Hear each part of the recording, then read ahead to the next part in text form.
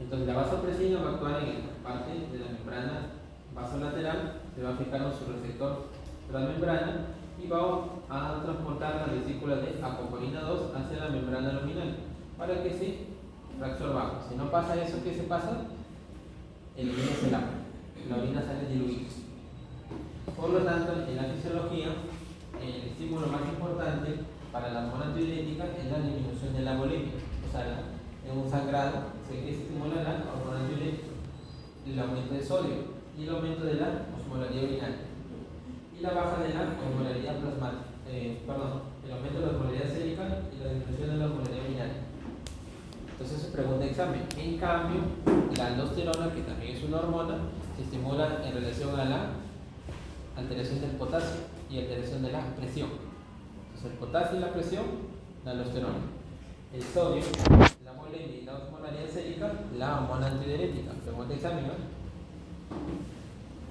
Por eso que el aumento de la osmolaridad plasmática es el principal estímulo de la hormona antidiurética, más efectiva que el volumen intravascular. Vemos acá, ¿no? El paciente tiene mayor osmolaridad, mayor secreción de la hormona antidiurética.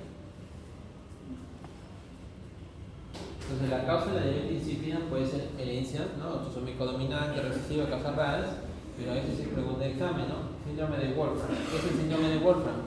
Son los pacientes que tienen diabetes insípida y diabetes mellitus tipo 2, ¿ya? Paciente que tiene diabetes insípida, diabetes mellitus y sordera o hipoacusia neurosensorial, síndrome de Wolfram. Y causas adquiridas, ¿no? Histocitosis Langerhans, infecciones, autoinmunes, sarcoidosis, linfoma. Entonces, ¿cuál es el tumor más frecuente a nivel hipotalámico? Es el craniofaringioma. Este craniofaringioma es el tumor hipotalámico más frecuente y es el que te causa diabetes insípida central. El comportamiento es muy agresivo, sin embargo es benigno. Otro caso es el germinoma. Los germinomas son tumores embrionales, son como los teratomas. Van a producir niveles altos de HCG, la hormona proveniente humana, y genera diabetes insípida. Hace como 2 años tenemos un paciente venezolano que me mandaron de consulta y el paciente estaba somoroso, ¿no? Un caso de M. Me dio una pena, digo, así, ¿qué pasaba? El paciente venía con un tumor en esta zona, yo pensé que era un tumor cerebral, y evaluando con la oncóloga, el paciente tenía un carcinoma, tenía valores de HCG como de 70.000, 80.000. ¿Y qué pasaba en el paciente? Empezó a ver por qué estaba somoroso, porque se me estaba originando la alteración de la conciencia. En el sodio, su sodio estaba en 5,5. La hipernatremia está originando una hiperosmolaridad y la hiperosmolaridad genera soporte, como si fuera una está hiperglicémico y hiperosmolar. Entonces se le dio quimioterapia al paciente y se le dio la desmorfina en spray y el paciente mejor. A las 48 horas estaba despierto. Y eso ahora camino, curado del cáncer. Y miren cómo los germinomas pueden generar diabetes insípida. El germinoma acá, en esta forma está acá. Otra forma rara son las histocitosis del cerebro del Langerhans, que son formas raras. Yo tengo un paciente sobre esto. Es un problema autoinmune infiltrativo. En estos casos hay engrosamiento del tallo hipoficial. Otro caso son las diabetes insípidas autoinmunes, ¿no? Que son pacientes que tienen anticuerpos contra el tallo hipoficial. Son casos raros. Yo tengo solamente un caso, ¿no? Y eso se asocia también a varias deficiencias de hormonas hipoficiales. En este caso, si se dan cuenta, miren cómo sale el tallo hipoficial engrosado. Y acá el síndrome de Wolfram, ¿no? Diabetes mellitus, atrofia óptica, sordera y diabetes insípida central. Síndrome de Wolfram. ¿Cómo se hace la evaluación diagnóstica en estos pacientes? El diagnóstico diferencial son los pacientes que toman mucha agua. Acá como mi compañero Flavio. Tiene diabetes insípida, entonces toma agua. Quiere ser más claro. Entonces, con fotomanía, en vez de tiene fotomanía. Entonces, ¿cuáles son sus exámenes clínicos? La osmolaridad plasmática, la urinaria. ¿Cómo se calcula la plasmática? 2 veces de sodio más la glucosa de 18, más la urina de 6. Se le pide glucosa de creatinina porque la hiperglicemia de diabetes genera poliuria, ¿no? La urina genera poliuria. Y también se le pide electrolitos porque la hipocalemia y la hipercalcemia generan diabetes insípida, pero nefrogénica. Ahora, ¿cuál es el diagnóstico final? Así como ha dicho que el diagnóstico final de la acromegalia del test de tolerancia, ¿no? O el test de dexametasona, ¿cuál es el diagnóstico final acá? El test de restricción hídrica. Ese test de restricción hídrica o deshidratación hace que la persona, si es un niño, lo tengamos como 16 horas sin tomar agua. Y si es adulto, hasta 24 horas sin tomar agua. O sea, mi amigo Flavio lo sentamos ahí mirando su televisión y lo observamos. Vea su celular, lea, ¿no? Para el examen, todo. Y que no tome nada de agua. Un día. ¿Qué es lo que se hace? Se miden los electrolitos en una agua, se hace examen de orina y se calcula osmolaridad sodio, ¿no? Si llegan estos valores, se suspende la prueba y es positivo. Si no llegan estos valores, el paciente no tiene diabetes insípida, solamente es un potómano que gusta tomar agua. ¿Por qué le decimos esto? Porque los que tienen diabetes insípida toman hasta 10 litros de agua, orinan 8 o 10 veces al día. Y además, si que tú no tienes acceso al agua y ve un baño, puede tomar hasta el agua del inodoro, porque tiene una sed excesiva el paciente. Entonces, cuando la osmolaridad urinaria se eleva, el sodio se eleva y la plasmática se eleva, entonces ya suspendemos el test. Entonces, ante la sospecha de diabetes insípida, nosotros tenemos que hacer medir el volumen urinario, que orine más de 3 litros, medir ingesta de líquidos y medir la osmolaridad urinaria. Si la osmolaridad es menos de 300, hay que medir recién la plasmática. Si la plasmática es más de 300, se confirma la diabetes insípida. Pero si la osmolaridad plasmática es menos de 300, hay que hacer un test de deshidratación. Y en el test de deshidratación, si la urinaria es menos de 300, se confirma la diabetes insípida. Hasta acá, confirmamos la diabetes insípida. Tanto acá como acá. Falta solamente diferenciar. Si la diabetes insípida es central, pues nefrogénica. Para eso utilizamos la desmopresina. ¿Qué es la desmopresina? La hormona antidiurética en spray. Si uno aplica el spray, medimos 2 horas después la osmolaridad urinaria. Si eso incrementa más del 50% la osmolaridad, o sea, se concentra más la orina, el paciente tiene diabetes insípida central. Si no concentra la orina, tiene diabetes insípida, diabetes nefrogénica. Entonces, si el paciente ya tiene diabetes insípida, tiene la osmolaridad 300, menor de 300, le aplicamos el spray. ¿Y qué va a hacer el spray? Va a absorber agua, por lo tanto la orina la va a hacer más concentrada, va a incrementar más del 50% su valor. Entonces, por lo tanto, ¿qué va a pasar? El paciente tiene diabetes insípida central. Si la resorción es menor de 10%, la diabetes se llama diabetes insípida, pero nefrogénica. Entonces, esto sí, revísenlo porque se va a tomar una pregunta del examen. ¿Qué es lo que vemos acá? Diabetes insípida central, osmolaridad menos de 300. Tú le colocas la desmopresina en el spray, aumenta hasta 500. Pero cuando es la nefrogénica no hay respuesta, porque la acción es un defecto en el receptor a nivel del riñón. No es que le falte el hormona, sino que la hormona está presente pero no puede actuar porque el defecto es en el receptor, en el túbulo colector. Y como todo ahora se ha modernizado, chicos, ya las pruebas se han dejado de lado. Entonces, este tipo de pruebas, porque son pruebas riesgosas. Y ahora se pide copectina. Y la copectina es parte de la cadena de aminoácidos de la hormona antidiurética. Es como si fuera el péptido C de la insulina. Cuando nosotros queríamos ver reserva pancreática, ¿qué medíamos? Péptido C. Cuando queríamos ver reserva de hormona antidiurética, ahora vamos a pedir copectina. ¿Qué es lo que van a pedir los exámenes luego? La copectina. ¿Cuáles son los demás estudios? Una resonancia de hipófisis, un estudio de los huesos, valorar las demás hormonas superficiales, los marcadores tumorales, ¿no? Y el tratamiento. ¿Cuál es el tratamiento de la diabetes insípida? La desmopresina. El tratamiento puede ser para integrar en la vena, integrar en pastillas o intranasal. Lo que nosotros tenemos es el intranasal. Su tiempo de vida media es casi hasta 24 horas. Y ese es la carga, este es el que tenemos. El intranasal. ¿Cuándo se le da? Un puff a 4 puffs por día. ¿A qué hora se le da? Se le da en la noche, porque los que tienen diabetes insípida se levantan cada hora a orinar. Y es algo incompatible pues, con la vida, ¿no? Con la calidad de vida. Entonces se da un puff en la noche. Va mejorando eso, si sigue orinando mucho en el día, se le da otro puff en el día. ¿Ya? Es recontra efectivo. Este aparatito así tan simple como lo ven vale como 500 soles. Y no es tan fácil de conseguir. Entonces, a colación de eso, nos vino un paciente, que estábamos viendo un paciente, una niña que tenía diabetes insípida en el hospital. La niña había ingresado con 160 de sodio, 165 de sodio. Y el día del viernes estaba de 140. El día domingo nosotros debemos dejar la indicación, un puff cada 12 horas. Y el día domingo vamos a pasar la visita y la niña estaba encefalopática, con Glasgow 9. ¿Y nosotros qué pasó con la niña, no? Le sacamos una AGA y tenía una sodio de 125. De 140 le estaba a 125. ¿Qué había pasado? hablamos con la mamá y la mamá nos había dicho que la que había utilizado la orden de los PAP había sido la interna de enfermería. Y nosotros habíamos puesto un PAP cada 12 horas. ¿Y qué entendemos nosotros un PAP cada 12 horas? Es un PAP cada 12 horas. Pero la interna de enfermería había visto un PAP cada 12 horas. O sea, había duplicado la dosis. Entonces casi una niña se muere por esta edad. Un PAP en la mañana, un PAP en la noche. O sea, había duplicado la dosis, ¿no? De 2 PAP pasaban a 4 PAP. Por eso que de ahora en adelante con esta población nosotros ponemos un PAP en una sola fosa nasal. Porque mira, la gente de enfermería como nos pasó un problema un domingo que tenemos que quedarnos todo un domingo regulares. Porque lo mejor es de 140 a 125. Y pudo originar esa meningitis central, ¿no? Muy bien, pues eso es la evaluación de la complicación del tratamiento. Y por último, para terminar, emergencias hipóxitas. La emergencia más característica acá es la apoplejía. ¿Qué es la apoplejía? Es el infarto del hipófito. Pues a ustedes no viene el examen un caso de apoplejía, un caso de Cushing, un caso de acromegalia, un caso de tiroides, ¿no? Son 3, 4 casos que se le va a venir.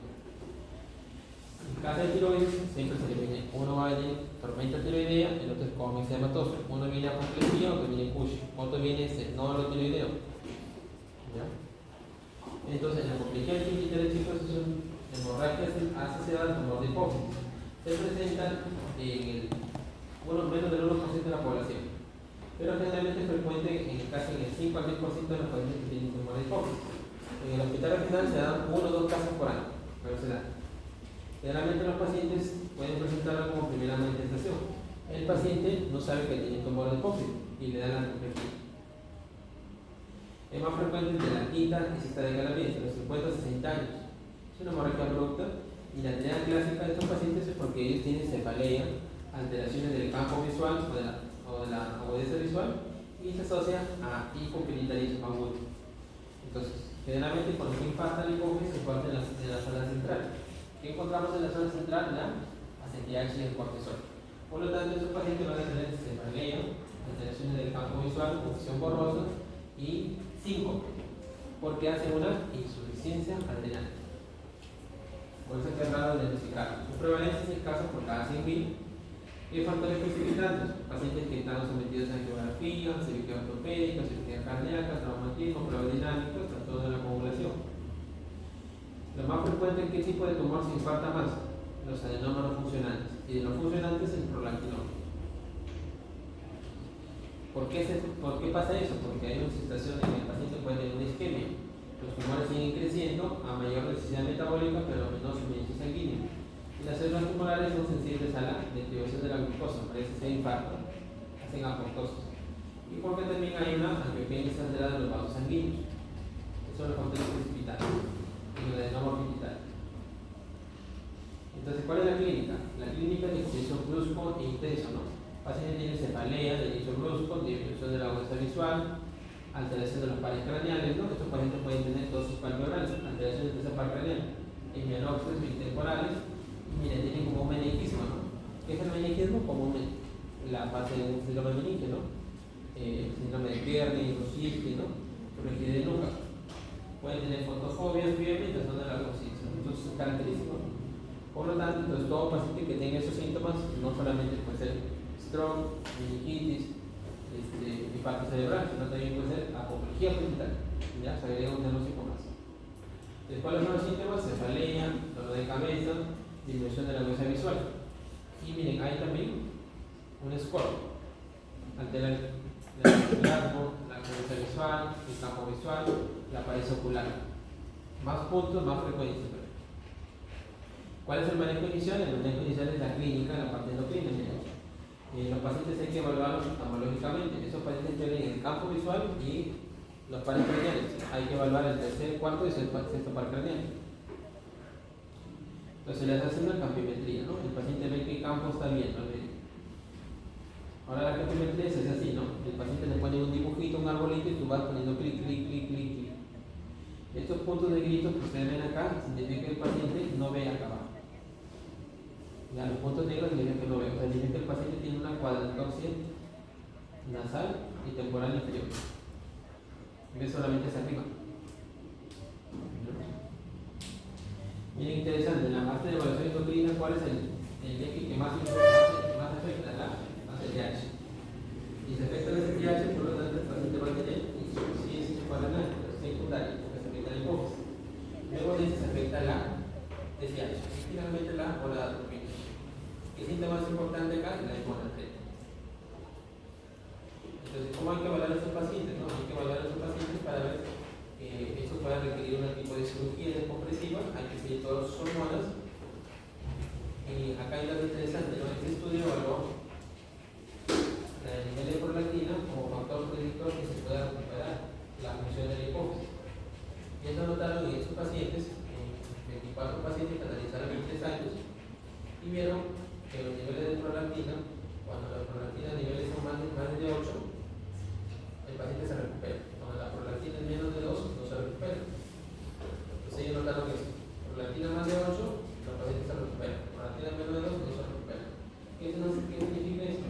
Que después del infarto de la hipófisis y encontramos una prolactina baja, el paciente va a quedar con un hipopiritadismo. O sea, le va a faltar todos los hormonas. O sea, va a tener hipotiroidismo, déficit hormonal de crecimiento, hipocortisolismo. Y entonces, en la evaluación radiológica de esos pacientes, idealmente tiene resonancia, pero por tema de emergencia tenemos que elegir tomografía, de forma más urgente. ¿Y cómo pueden encontrar las imágenes? Se encuentran así, la visión de tomografía, un impacto cerebral. Y la resonancia le encuentran así. Si no notan, dos niveles. Nuestro nivel de líquido dentro de la lesión genital. Y van a encontrar tumores químicos. Dos niveles, un nivel acá, un nivel acá. Esa vez en cuenta cómo va cambiando, ¿no? Acá el tumor tiene un nivel acá y un nivel acá. Un infarto de hipófisis. ¿Cuál es el diagnóstico diferencial de la apoplejía pituitaria? Ya hemos dicho, ¿no? Un stroke, apoplejía diabética, apoplejía diabética, migraña, artritis, meningitis, hemorragia subarachnoidea. Y este es un caso interesante, en un caso de la vida real. Todas las mujeres que tienen tumores hipoficiales más de 1 centímetro, idealmente no deben embarazarse, porque como he dicho que los tumores de hipófisis crecen por los stroke. Viene esta paciente de 27 años gestante, viene por cefalea aguda y se le hace una apoplejía. Una apoplejía. Pues aconsejan a sus pacientes, si tienen un tumor de hipófisis, si es menos de 1 centímetro, embaraza. Si es más de 1 centímetro, ten cuidado porque puede crecer tu tumor y se puede dar un infarto de hipófisis. Y para finalizar el tratamiento conservador quirúrgico. Generalmente los prolactinoma sí, tratamiento conservador. Tratamiento conservador, chicos, se refiere que los pacientes no deben operarse. Así que la hemorragia va a ir cediendo poco a poco. Entonces, hay que mejorar los síntomas, alinear la compresión visual, mejorar la inestabilidad hemodinámica y la terapia de soporte. ¿Cuál es el tratamiento de soporte? La hidrocortisona. Entonces, cuando vean un caso de apoplejía pituitaria que damos, hidrocortisona, pregunta de examen, ¿no? Hidrocortisona. Más obviamente la hidratación. Reemplazo de esteroides y hidratación de electrolitos para mejorar la inestabilidad hemodinámica. El manejo conservador básicamente se da en pacientes que tienen apoplejía pituitaria pero no tienen síntomas oftalmológicos severos y tampoco hay tratamiento o problema del nivel de conciencia, porque si tienes un problema de nivel de conciencia tienes que operarlo, porque ese hemorragia puede ser fatal y en un estado de shock. Entonces los campos visuales mejoran, el estado neurológico mejora con tratamiento conservador, la parálisis ocular y el efecto ocular mejora, demora pero va a ir mejorando, porque la hemorragia se va reabsorbiendo. Entonces después de la cirugía, la función se recupera al 50%, por eso es que digo que se van estos pacientes. Pero pregunta de examen, ¿cuándo operamos estos pacientes? En la apoplejía pituitaria. El abordaje pues se hace en el mismo, transfemoidal, el endoscopio, todo eso. Cuando hay un hematoma y hay que evacuarlo, cuando hay un tumor quístico, cuando hay que reparar la base del cráneo, o cuando hay que descomprimir el aparato. Por ejemplo, ¿no? Si el paciente tiene una apoplejía pituitaria y le está quedando ciega, no lo vas a dejar guioso. Tienes que sacar el hematoma. Por eso que pregunta examen, ¿cuál es la indicación de esto? Trastorno de la agudeza visual o el campo visual severo y deterioro de la conciencia. Ahí se opera. ¿Y qué pasa si su madre es gestante? Tendrías que operarla cuando de más de 24 semanas, ¿no? Antes de 24 semanas no operan las gestantes por daño en el bebé, por anestesia. Pero hemos tenido casos así, imagínate, que la gestante se embarace, tenga un prolactinoma o un tumor funcionante, se acomplejía y encima que tenga problemas severos. Se puede quedar ciego. Tiene que enfocar con tu visión o el bebé. Y este es el algoritmo magnético, ¿no? Tratamientos, manejas, sabemos la estabilidad hemodinámica, el electrolito, ¿no? Tratamiento hormonal, su tomografía o resonancia, evaluar la parte neurológica con el neurocirujano, y si se va a operar si el paciente tiene alteración del campo visual severo, de la agudeza visual severa o deterioro de la conciencia. Entonces, ¿qué se va a hacer? Un seguimiento postoperatorio, ¿no? Estos pacientes cuando se operan que pueden tener problemas de electrolitos, es decir, diabetes insípido. Pueden hacer fuga de microencefalografía, pérdida visual, meningitis. Entonces, finalmente, ¿no? Si el paciente se operó, hay que evaluar. ¿Cuándo hay que evaluar el eje adrenal? El eje adrenal hay que evaluarlo, chicos, a los 2 meses. Tenemos 2 meses para evaluar el eje adrenal. Inicialmente a las 24 horas y luego a los 2 meses. Y el FSH y el eje tiroideo a los 3 o 4 días. La agudeza visual mejora dentro de las 48 horas luego de la cirugía. Y el seguimiento de la apoplejía. Hay pacientes que vuelven solo esta apoplejía, otro infarto hipoxémico. Y cuando hay tumor ahí, hay que darle radioterapia según la cirugía. Igual a estos pacientes hay que hacer una resonancia. ¿Cuándo se hace la resonancia? De hecho, 6 meses después. Ahí acabamos.